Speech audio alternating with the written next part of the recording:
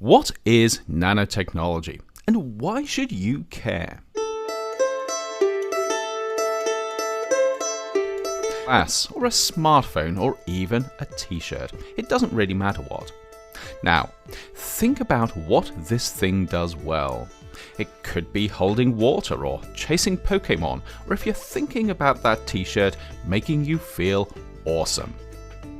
Then think about what it doesn't do so well, perhaps smashing when you drop it, or running out of power just when you need it, or thinking about that t-shirt still, smelling of vedio after you've worn it for a couple of days.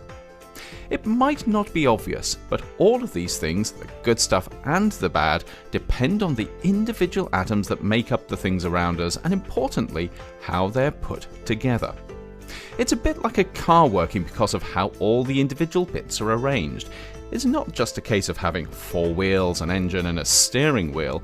They all have to be in the right place if you want a car that gets you to where you're going without falling apart.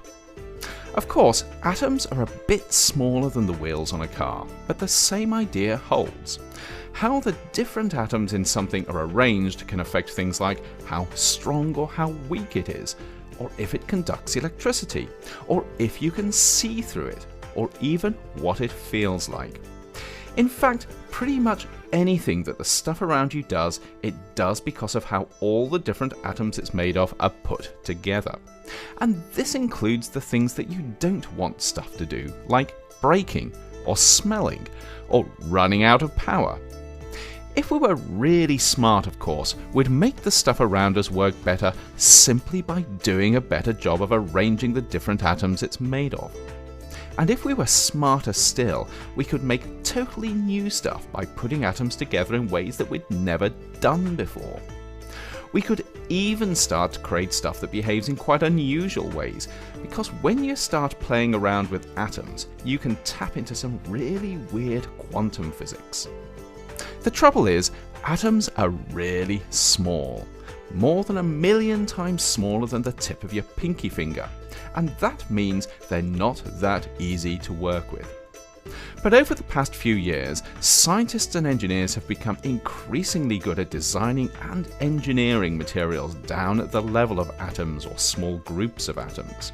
And because this new technology involves doing stuff at such a minute scale, it's called nanotechnology. Good at turning sunlight into energy, or using nanoscopically small particles to deliver anti-cancer drugs, or even turning polluted water into drinkable water.